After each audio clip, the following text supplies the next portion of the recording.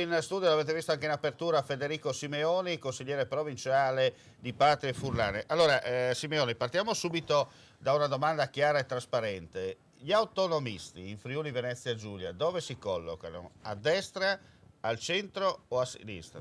Gli autonomisti per antonomasia dovrebbero rimanere fuori dai due schieramenti classici della politica italiana e in maniera autonoma collocarsi solo a risposta del territorio, quindi casomai dando un appoggio dove nelle amministrazioni minori a situazioni contingenti, ma il gioco degli autonomisti dovrebbe essere proprio quello di costituire, se non dico proprio un partito a sé, uno schieramento che indipendentemente dalle collocazioni classiche punta a raccogliere consensi e soprattutto a dare risposte utili al territorio, quindi indipendentemente chi si schiera da una parte o dall'altra vuol dire che sta facendo il gioco di portare truppe cammellate a qualche generale da altre parti.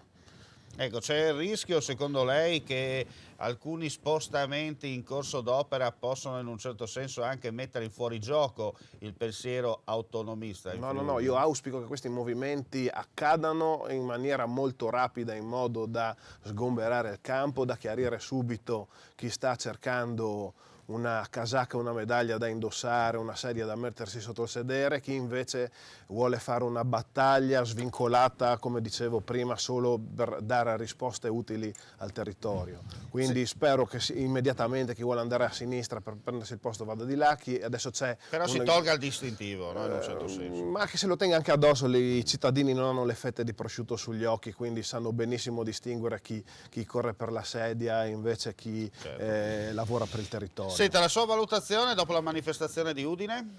Ma è stata una bella dimostrazione di unità di intenti, però da qui adesso bisogna iniziare ad andare oltre.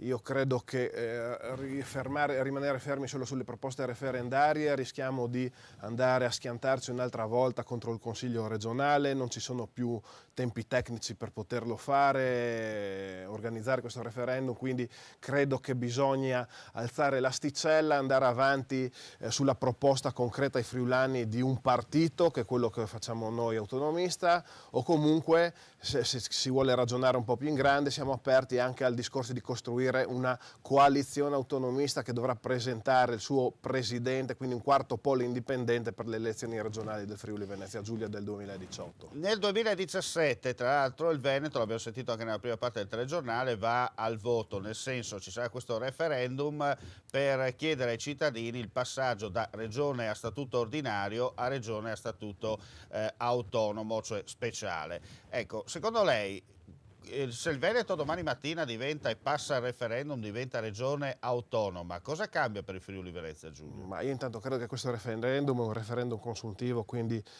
ha un valore relativo. Senz'altro che se dovesse esserci un esito plebiscitario giocherebbe molto bene per gli auspici di governo nel prossimo ambito di centrodestra per il presidente Zaia, e che comunque la Regione Veneto potrebbe spendersi bene questa carta se decidesse, quindi le regole della Costituzione vigente, per chiedere più competenze e trattenere più soldi sul proprio territorio. Per noi credo che cambierebbe poco, ma se il Veneto avesse il coraggio di chiedere più competenze e tenersi più soldi, si sbloccherebbe in automatico anche la situazione di Sappada e Cinto Caomaggiore, che potrebbero passare in automatico al Friuli senza che la Regione Veneto continui a fare il giochino di chiedere a noi soldi per avere lo sblocco della situazione. Se loro si tengono più soldi, in automatico questi territori potrebbe essere un girarli volano ulteriore per la famosa macro regione del nord-est?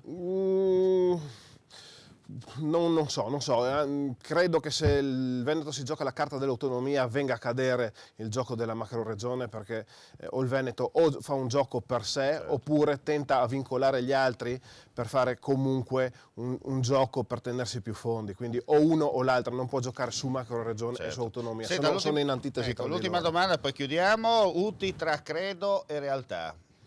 Ma i credo ormai sono pochi, stanno cadendo ogni giorno, la realtà è di una situazione improvvisata, forzata, non pronta a partire, sta creando parecchi disagi per il momento solo agli amministratori, ma credo che dal 1° gennaio in poi questo si riverbererà a livello di servizi e di maggiori costi sui nostri cittadini. Bene, grazie a Federico Simeoni per il suo intervento, grazie a voi.